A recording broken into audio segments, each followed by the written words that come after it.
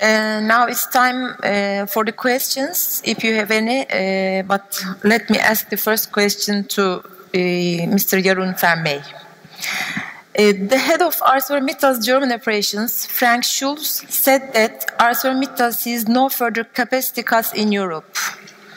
Do you think capacity cuts in Europe is finished enough?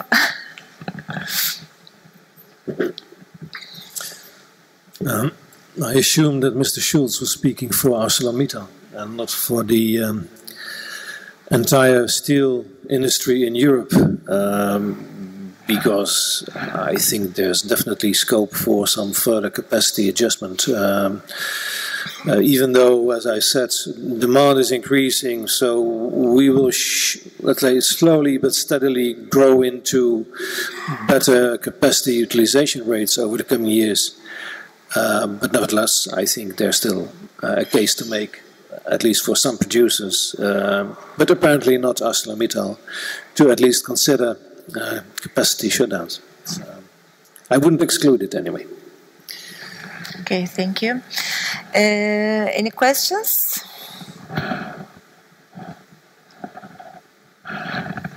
One question. I'd like to ask a question to Mr. Vitali from DZI. This is regarding your point of view and some forecasts, more detailed, on export from Ukraine, but not only Ukraine, also CIS. So how do you see steel export from Ukraine and CIS in 2015, and which countries are the most important markets?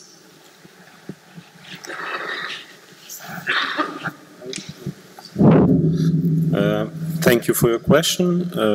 Well, maybe this is now the best time to make forecasts. I realize that, but I will try just to give you my ideas about the situation. Definitely export to Russia will decline. This is clear already now, after 3 months of the year. I'm not sure about export to Ukraine, European countries, because now, because of this currency fluctuations, I'm not sure that Ukrainian companies will be able to sell their products to really European market, which is now highly consolidated, and I would say that they have now definitely more offers, so offers is over demand. This is absolutely clear.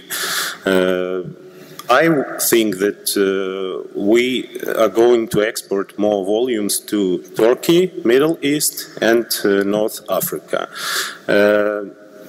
I'm not sure about Asian countries because it's quite difficult to compete with prices, but I think we have to make all efforts to strengthen our positions in Middle East and North Africa. Thank you. Yeah, welcome. Any other questions? I think we have one more question.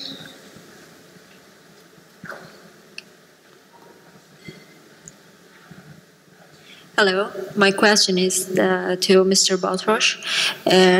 China has to export a lot of steel due to the obvious reason, but then why did they decide to cancel the tax rebates on the certain steel products?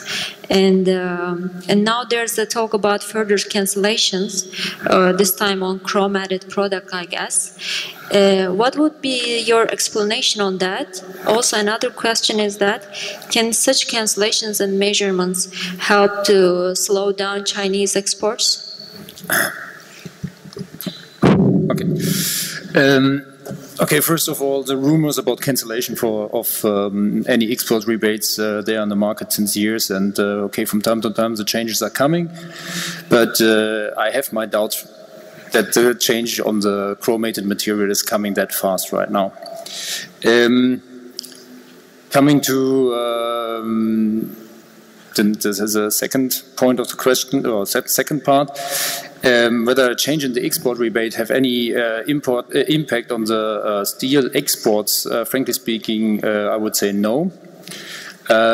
First of all, I have personally my doubts that the China government will take away these export rebates due to the reason that it's, frankly speaking, subsidizing the industry. And secondly, due to the, even if they're taking it away, due to the fact that China's steel capacity is more than 50% of the global capacity, due to the scale of the industry, prices will come to a point that they are that they will not affect the numbers of exports again. Welcome. Any other questions?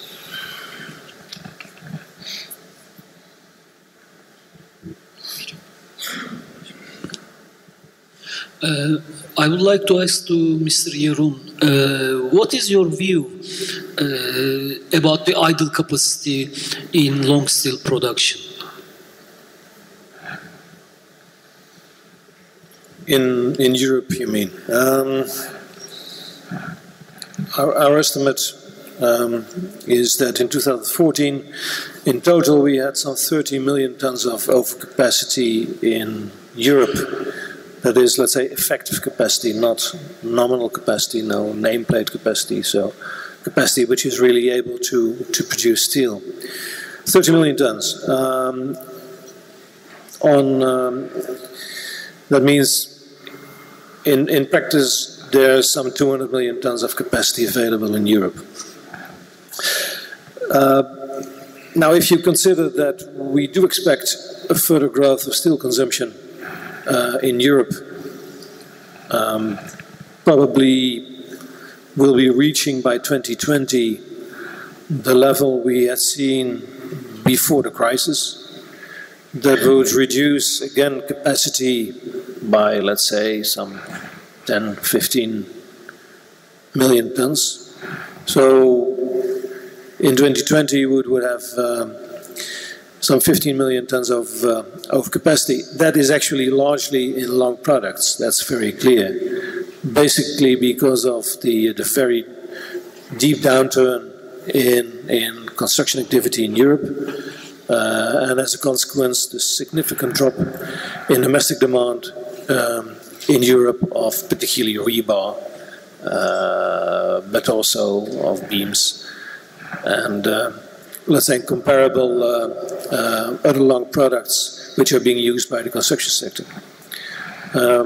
So yes, let's be frank, there's still an issue there, as I already indicated when being asked about ArcelorMittal's plan to keep capacity as it is. I think definitely scope for some further capacity adjustment over the coming years.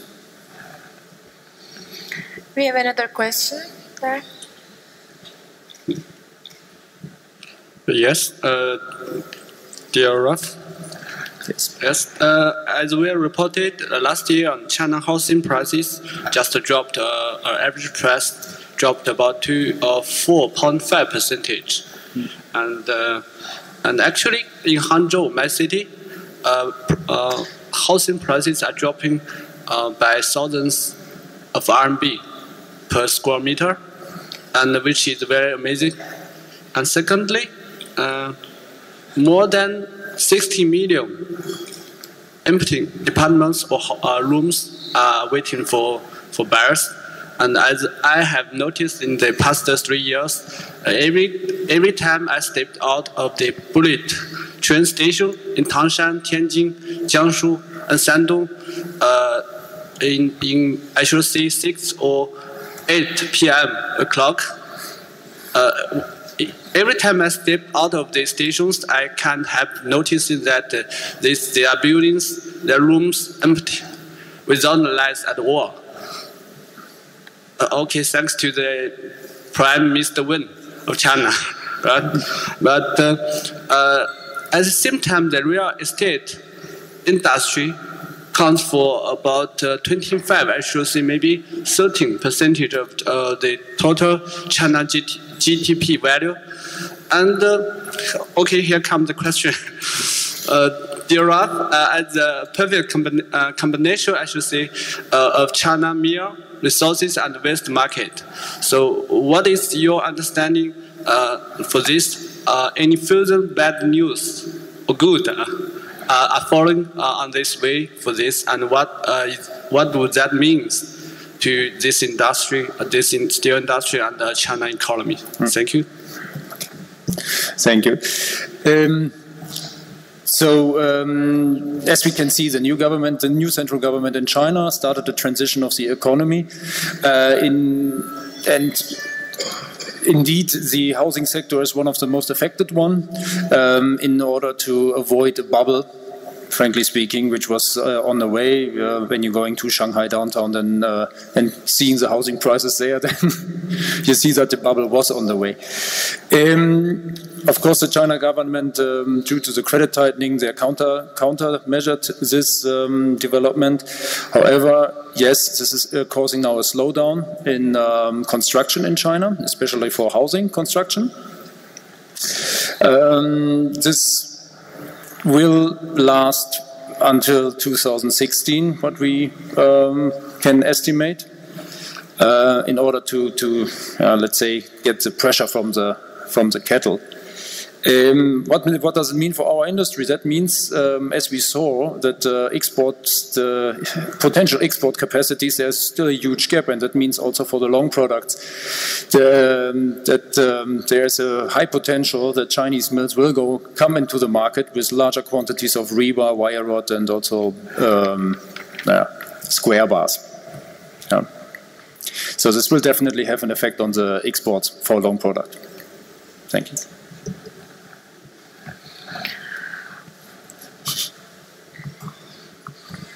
Okay, hello, I'm from Donghua Steel Group, located in Tangshan in the Hebei province of China. I have 3 questions exactly. Everyone is talking about the booming Chinese export, like we have also addressed today, and which represents something like 100 million tons. And of course, it has huge influences on the global market. But however, at the end of last year, the Chinese government have made some changes regarding the customs policies. The result is that in the first quarter of 2015, the Chinese export has dropped dramatically.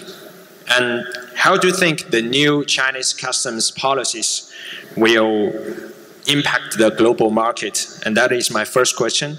And the second question will be that because of the decrease of Chinese exports, in order to satisfy the global consumption demand, which country will satisfy the decreases of Chinese exports? And the third question will be that in the future, the Chinese government will realize more policies like anti-pollution, which will directly decrease the demand of the steel in the Chinese market.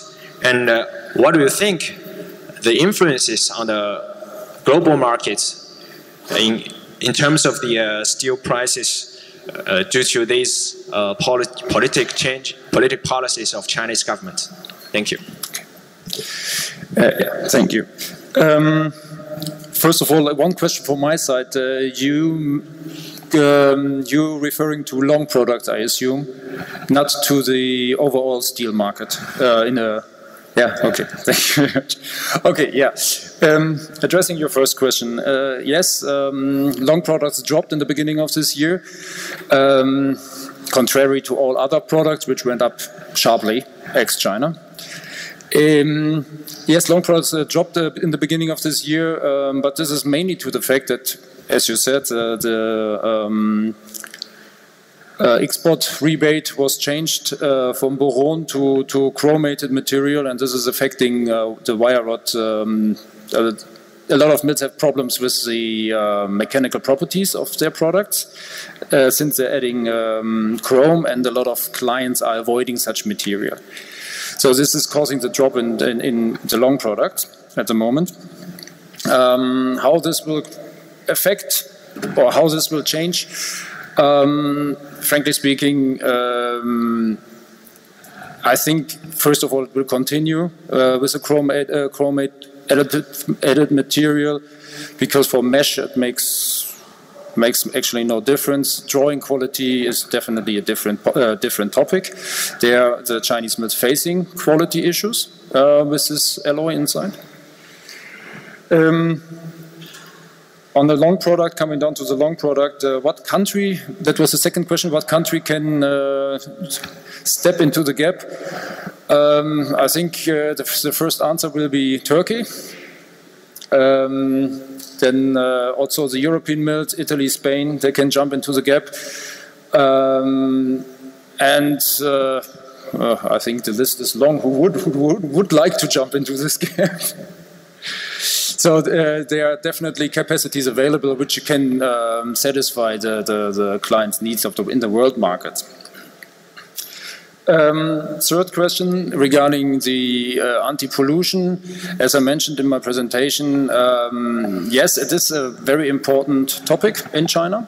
I felt it on my own when I lived in Shanghai, when you cannot see the building 50 meters across the street because of air pollution. Yes, it is definitely something to address.